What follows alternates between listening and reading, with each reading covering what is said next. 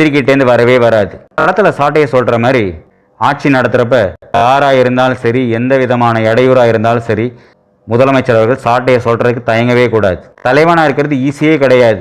நீங்க கடுமையாகவும் நடந்துக்க தான் வேணும். எல்லாருக்கிட்டையும் நல்ல பேர் வாங்க முடியாது. நம்ம ஃப்ரெண்ட் ஒருத்தவங்க பெரிய பெரிய படிப்பெல்லாம் படிச்சிருக்காங்க, பெரிய பதவியில இருக்காங்க, தீவிரமான விஜய் ரசிகை. எலெக்ஷன் அன்னைக்கு விசிலெல்லாம் அடிச்சுட்டு தாவேக்கா ஓட் ஃபார் சேஞ்சுன்னு கேக்கெல்லாம் ஆர்டர் பண்ணி வெட்டி ஓட்டு போடுற அன்னைக்கே போனாங்க. எனக்கு சிரிப்பு தாங்கலை.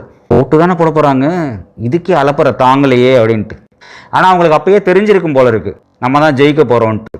அதை புரிஞ்சுக்கிற அளவுக்கு நமக்கு தான் பக்குவம் இல்லைன்னு நினைக்கிறேன். இன்னொரு தடவை அவங்கள்ட்ட பேசிட்டு இருக்கும்போது அவங்க சொல்கிறாங்க, விஜய்க்கு இன்னைக்கு எதிரிகளே இல்லாமல் போயிட்டாங்க. இது என்ன புதுசாக இருக்கே அப்படின்னு நான் கேட்டேன்.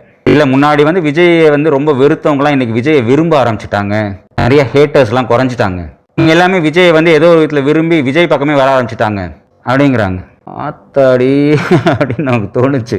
ஆனால் அவங்க சொன்னது உண்மை மாதிரி தான். சனிக்கிழமை கூட்டமா எல்லா கட்சியிலேருந்தும் எல்லா லெவல்லையுமே போய் தாவேக்கால இணைஞ்சிட்டு இருக்கிறாங்க. என்னடா என்ன சினிமாவை பற்றியே பேசலான்னு கேட்குறீங்களா? அடுத்த வீடியோவில் வரும்.